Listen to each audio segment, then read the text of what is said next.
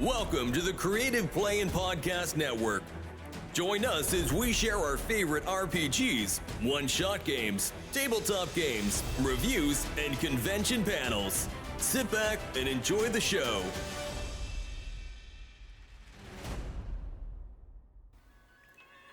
Hi, this is Kelly, aka Trixie from Ragnarok and Roll, assigned to Ragnarok Story, and Tilda Wimblewick from D&D Journey of the 5th Edition. First off, I would just like to say thank you to everyone for listening to our varied adventures, as well as for rating us on iTunes and RPGpodcast.com. If you haven't rated us yet, we would greatly appreciate it if you could. And if you're looking for more ways to support our efforts, we are now on Patreon, a great site where you can help us continue making more podcasts, as well as some special surprises for our patrons. If you can, please look us up at www.patreon.com/cppn. Every little bit helps. And again, thank you for listening. Hey guys, welcome back to the Creative Play and Podcast with Jim. And Kelly? It is RPGaDay 2023, and we are on August the 17th. Funniest game that you have played.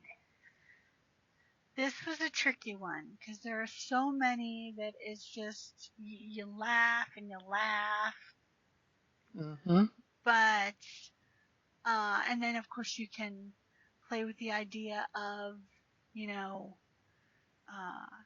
was it made you laugh, or what is the funny concept? So I'm going to go with a fun one. Now the name totally went out of me. The one where we played Cat, the World of Cats. Oh, The Secret of Cats. The Secret of Cats, that was it. From Evil Hat Games. Exactly. And you play cats, and you have to take care of and protect your burdens, which are your humans. Although you can play a stray, those types of things, and you have to have, and of course cats have lots of names based on the T.S. Eliot poem. But I still remember my character's name, because you had your kitten name, you had your adult name, and then you had your burden name. So I remember my cat's name was Winky Winsome Clementine. But it was a lot of fun to play that, and you're going around the neighborhood, protecting, from dark magic and stuff. I mean, just the whole thing was a hoot. But on the same hand, I think that one of the funniest, regular RPGs was our Fearless game, where again, we're playing kitten people. We're like max 3 feet high, and that's that Terry's character Nimitz. He's about that high. I'm like 2.5 feet, fluffy little calico with an attitude. And of course, not as many people have seen a Fearless, which is a homebrew race that is just wonderfully delightful. They are ridiculous, especially when you have a bunch of role players who play them as 3-foot tall, ridiculous cat people who just march under guard posts saying, "Sorry, busy, coming through, I have business, very important." Yeah. And it's like, wait a minute, you have to have, I was like, no, it's fine. And I just walk under the cart. No, it's fine. And people are just staring at you. And that was a lot of fun. I actually, because they didn't have, since it was a homebrew and there's, they have a lot of information. They didn't have gods and stuff. So I created a goddess, the Fearless Primus, the Fearless Prima, of the, and legend has it how the Fearless were created, and I created this whole little doctrine. It was cute. It was fun. I mean, they're just so they're fun. It's true. I mean, you're playing ridiculously good cats, that are good at their stuff, but you can play them as campy or as, cattish or as serious as you want, which is one of the really fun things, because it's true that, they're cats, so if you played the characters like your cat at home would be, it's going to be ridiculous. Just by going with source material of a 3-foot to 4-foot tall cat who has human hands and mannerisms and will totally be playing sort of cattish seriously. Yeah, and ridiculous. It's not what you would expect, but it is so much fun, and of course the backgrounds. you you can come up with some great backgrounds, like like mine's the cleric, and it's like aspire to, and she wants to for people to aspire to something, even if it's just the best napping spot. you know Because that's what cats would do. Exactly. It's just cute and silly and delightful. So that's what I would have to say. See, I would have to agree with you. See, I was thinking of the Fearless game as one of the funniest ones, because the fact that you guys were taking yourselves about as serious as a house cat does, which means 20% of the time uber serious and 80% of the time cat. But I will also agree with you that The Secret of Cats is a fantastic role-playing game using the Fate system, showing that Fate can ridiculously be used for cats. And we find out that cats' lives are way more serious and important than we ever thought they were. Yeah, you think they're napping all day. No, they're recovering their mana. Their energy to, defeat the and they have to go, take out some non-sentient animals for their protection spells or whatnot.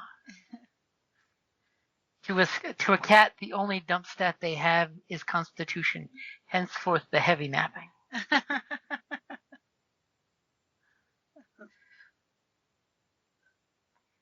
But I would definitely agree with the D&D Fearless game, because if you guys can Google the Fearless, and I will totally Google it, I'm impressed to even see on the D&D Beyond site, they actually have the Fearless as one of the races listed now. Awesome. Because they realized it's a great homebrew item, so we might as well list it. And it's so much fun. Because you're playing ridiculous cats, and the fact that their racial abilities are actually really good for cats. It's a whole heck of a lot of fun, I gotta say.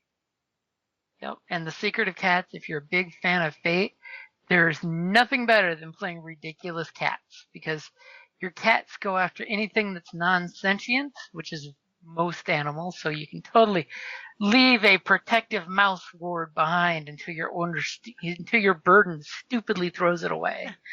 And now the house is exposed to evil spirits. Smooth move, right?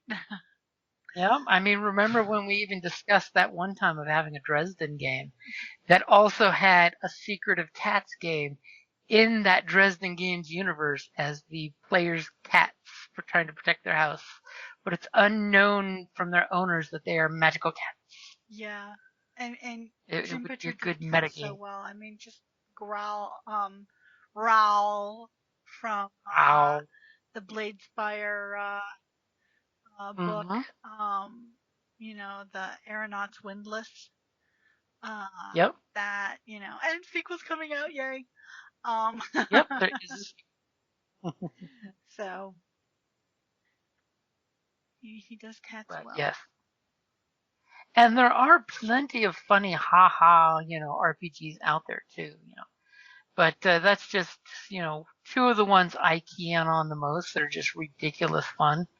I mean, I'm pretty sure, one of these days we're going to get to sit down and play some of the other weird Fate ones that have come out that don't quite use the Fate system.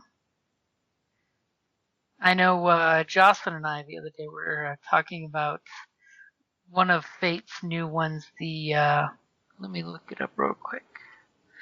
I don't want to misquote the title there.